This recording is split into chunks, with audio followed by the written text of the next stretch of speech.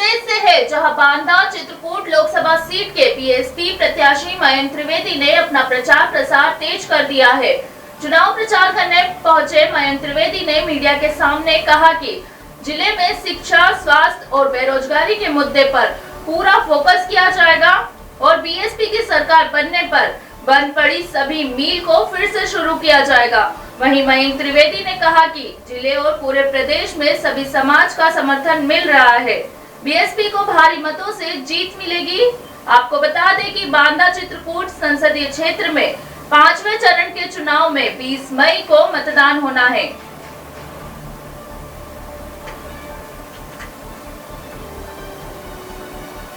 मुझे बसपा के द्वारा जब से कैंडिडेट बनाया गया तो मेरे जितने भी युवा साथी हैं सबका मुझे सहयोग मिल रहा है और बड़े बुजुर्गों, माताओं, बहनों का आशीर्वाद मुझको मिल रहा है और भरपूर जन समर्थन मुझको मिल रहा है।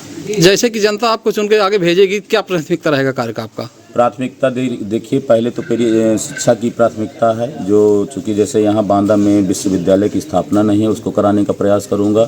जहाँ जहाँ लोग 10 किलोमीटर 8 किलोमीटर से आज भी साइकिल से चल के दूर पढ़ने जाते हैं, बच्चे हों या बच्चियाँ हों, वहाँ इंटर कॉलेज खुलवाने का प्रयास करूँगा, गवर्नमेंटेड भी खुलवाने का प्रयास करूँगा या लोगों को सुविधा दे के प्राइवेट भी खुलवाने का प्रयास करूँगा, जैसा भी जिससे सुविधा लोगों को मिले।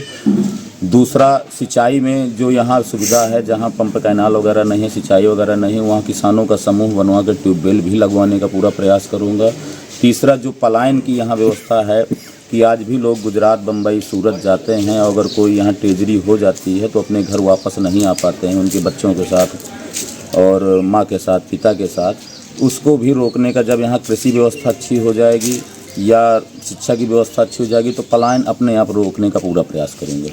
मयंक जी, आप लोगों के बीच जाते हैं, किस प्रकार का समर्थन मिल रहा है लोगों से? लोगों के बीच मुझे भरपूर समर्थन मिल रहा है। कल भी मैं भरतपुर क्षेत्र में गया, लोगों में एक उत्साह रहा, लोगों ने मेरा बैंड बाजे से स्वागत किया। हर जगह लोगों का इतना उत्साह देखने को मिल रहा है। जिस दिन से मैं चुनाव मैदान में आया उस दिन से इतना उत्साह लोगों में हो गया कि नहीं, इस बार कम से कम कोई एक अच्छा कैंडिडेट आया है। दोनों जो बुजुर्ग कैंडिडेट हैं, लोगों ने उनको दरकिनार कर दिया है। जो आम मतदाता है उनको वोट नहीं देना चाहता है। मुझे बस बढ़ते अगली खबर की ओर। जालौन में उत्तर प्रदेश की एसटीएफ और पुलिस ने 50,000 के इनामी अंतर्राष्ट्रीय गो तस्कर जुबैर कुरैशी को गिरफ्तार किया है। पुलिस ने 21 दिसंबर 2023 को एटा टोल प्लाजा के पास से कंटेनर ट्रक से 21,000 किलो मांस बरामद किया था, जिसके बाद से जुबैर कुरैशी फरार था। पुलिस ने गो मांस की तस्करी करने वाले 6 लोगों के खिलाफ मुकदमा दर्ज किया था और इस मामले में पुलिस ने 3 लोगों को पहले ही गिरफ्तार कर लिया था और आज पुलिस ने मुख्य सरगना जुबैर कुरैशी को गिरफ्तार किया है, जो चेन्नई के रास्ते गल्फ देशों में गो मांस की तस्करी करता था। फिलहाल पुलिस मामले में आगे की कार्रवाई कर रही है। दिनांक 21/12/23 को एट पुलिस द्वारा टोल प्लाजा से कंटेनर बरामद किया गया था, जिससे काफी मात्रा में गो मांस बरामद हुआ था, जिसमें अभियुक्त पंजीकृत था। कुछ अभियुक्त फरार थे, कुछ पूर्व में ही गिरफ्तार किए जा चुके हैं। उसी में यूपी एसटीएफ और थाना 8 की पुलिस के संयुक्त प्रयास से अभियुक्त जुबैर कुरैशी को गिरफ्तार किया गया है, जिसके विरुद्ध 50,000 रुपए का इनाम शासन द्वारा घोषित किया गया है। अभी इसमें कुछ और अभियुक्त गिरफ्तारी हेतु शेष हैं, जिनका की गिरफ्तारी का प्रयास किया जा रहा है। यह अंतर्राष्ट्रीय तस्करों का गैंग है जो यहाँ से माल को विदेशों में सप्लाई करते हैं, गोमांस। दिनांक 21। खबर उत्तर प्रदेश के जालौन जिले से है, जहां गांव बबीना से लापता युवक का शव 5 दिन बाद एक कुएं से मिला। कुएं में युवक का शव मिलने से ग्रामीणों में हड़कंप मच गया। हालांकि लापता होने के बाद से परिजन और पुलिस लगातार युवक की तलाश में जुटी थी।